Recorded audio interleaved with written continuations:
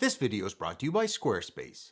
If you need a website or domain, check out squarespace.com. Hey everyone, and welcome to a new video. Do you find that you're stuck in a rut and your photos are either starting to look the same or like everyone else's, in which case on social media, no one notices? In this video, I'm going to show you 5 simple tricks that you can easily put into action the next time you go out shooting, so you come home with more unique looking photos that stand out and look original. If you stay for my bonus tip, I'll show you the simple trick to go from this to this. So for this video, I wanted to make these tips accessible, so I'm going to show you all these tricks without even leaving the house. You can even practice these yourself. My subjects today, the pepper grinder, my owl model, and my meat probe thermometer. If you ask many people to take photos of these things, you'll get this, this, and this. We're going to see if we can make photos of these things more interesting. And if we can do that with these mundane objects in a mundane setting, just imagine what you'll be able to do with better subjects, like people and cars, wildlife, architecture, or gorgeous vistas. And note, these are demonstrations, not works of art. My first tip is to always be looking to use light to your advantage, especially in transitions of the brightness of light. Look for ways to get the light to change on your subject. If it's lit evenly, it's about as boring as it gets. Your subject probably has shapes and curves, so use the light to show that off. Try side light to make the shapes come to life. If you bring your subject to a window and it's relatively dark inside, the contrast created will add a nice touch to your subject. Backlighting is another way of making objects show off their shapes and curves. And if your subject is fluffy or furry, it will really accentuate the backlight. The other trick is to have a dark background. Look at the difference between a light and dark background to show off that rim light. I use this in wildlife photography all the time. Another way to play with lighting effects is to add light. You can use an LED panel to add an interesting highlight to contrast the darker side of your subject. And don't forget reflecting natural sunlight or even a phone flashlight against a reflector panel or even a CD for some great colors to add to a flat looking scene. My next tip is to frame your subject with something around it to give some 3D depth to your photo. You can shoot through things or frame it by natural elements around your subject. You can even add these on your own. Leaves of a plant, posts on a fence, an arch in a building, or a cup handle. These can all add a sense of depth and give a clue to the perspective from which the photo was shot.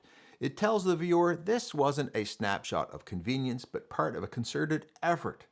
Try to find this framing in your environment or add it yourself when you can. Another version of this is to put something out of focus in the foreground. Just focus on your subject, but have a large aperture for a thin depth of field, which renders things close to you out of focus. Doing this will also get you to change your angle and perspective away from eye level, which can often be the most boring angle to shoot from, as that's how everybody already sees the world.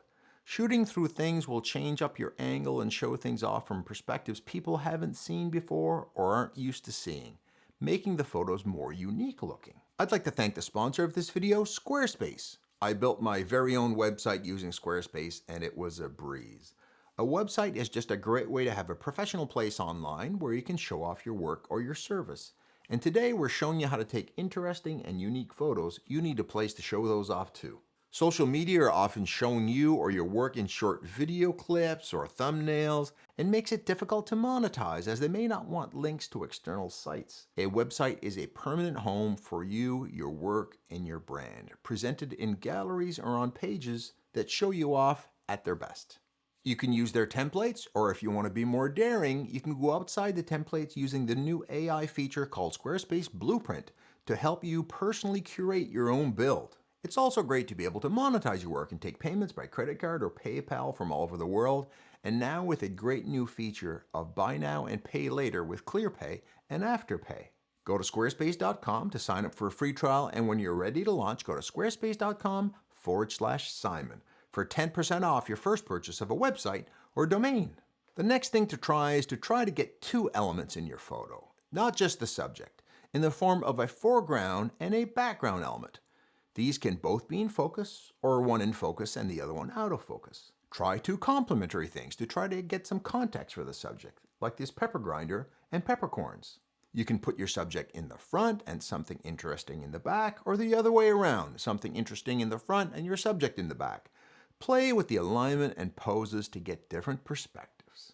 Try to tell a story with your photo, like here where I show the pepper starting off as whole and finishing ground and fine, which is what the pepper grinder does. My next step is to move away from shooting things straight on, which is the default for many people and probably the least interesting way to do it, to shooting things from the side. This technique yields many advantages. First, the side profile is a bit more unusual and away from the norm. It also gives you leading lines if you can have your subject up against a wall or something with lines or a rail. You can even have your subject be the line in a shot like this. Just find something in your environment to place your subject next to, but don't shoot it dead on. Get to the side and get those angles and lines into the shot. If you get close to the object making the line, you can also get the out of focus parts to add some depth. What's your favorite technique to make your photo stand out? Let us know in the comments below. And I promised you a bonus tip. Get really close. This allows you to emphasize details in your subjects in a way people don't see themselves. Remember, part of what makes these techniques work is seeing things in ways that people don't see in their daily lives. If you get really close with a wide-angle lens, you get a nice distortion effect because what's closest to the lens is larger and its size is exaggerated. Use that to distort the size and shape of your subject. Another get closer trick is just to use a long focal length lens to magnify part of your subject so you can go in for the details. Like these shots. Let the details that people don't often see make the photo more compelling. And yet another way is a macro lens, which allows you to get very close minimum focus distances and high magnifications. Use these to show off parts of your subject that people have never seen the details of. Don't forget to look for shapes and curves that are abstract but look interesting. If you thought this video deserving, give it a like and YouTube will show it to even more photographers, helping them find more interesting ways to photograph their own subjects. And I hope that you can use these tips the next time you go out to take your own unique and amazing photos. I know you can do it.